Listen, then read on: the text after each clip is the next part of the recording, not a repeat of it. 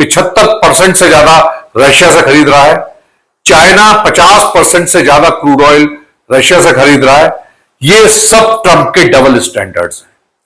भारत ने trade talks का भी प्रपोजल रखा, लेकिन without compromising national interest. Trump ने पाकिस्तान का फेवर लेकर भारत पर प्रेशर बनाने का पाकिस्तान कार्ड भी खेला, पर मोदी नहीं झुके। हालांकि कई स्पेशलिस्ट मानते हैं कि यह एक बहाना है, असल वजह कुछ और हो सकती है।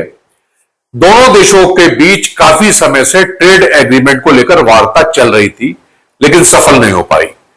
भारत ने एग्रीकल्चर और डेयरी जैसे सेंसिटिव फील्ड्स में अमेरिका को ज्यादा कंसेशन देने से मना कर दिया। इससे किसानों, कैटल ओनर्स और डेयरी मैन्युफैक्चरर्स पर बहुत बड़ा असर पड़ता। कृषि क्षेत्र जिस पर 70% इंडियन पॉपुलेशन और इकोनॉमी बेस्ड है, बर्बाद हो जाती है। इसके अलावा ट्रंप एडमिनिस्ट्रेशन हमेशा से यह रोक रहा है कि भारत की टैरिफ दरें ज्यादा है। हालांकि आंकड़े या डाटा कुछ और ही दिखाते हैं। ट्रंप बहुत ही अस्थिर व्यक्ति है, अनप्रेडिक्टेबल व्यक्ति है।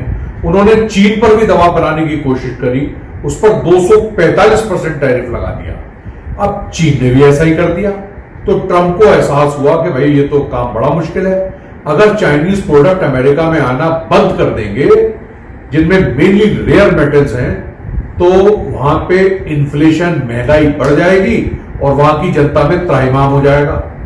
उन्होंने चाइना से 245 की जगह 30% पर ही समझौता कर लिया।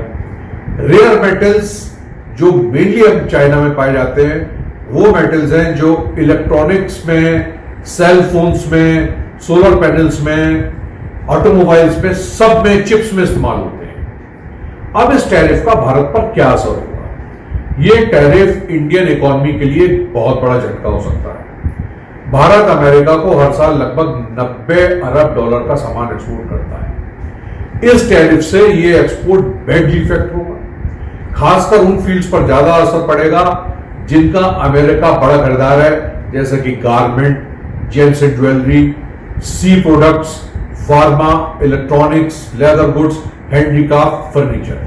लेकिन आरबीआई गवर्नर के अनुसार अमेरिका को हमारा निर्यात 1.9% इफेक्ट होगा। इससे हमारी अर्थव्यवस्था में कोई बड़ा चेंज नहीं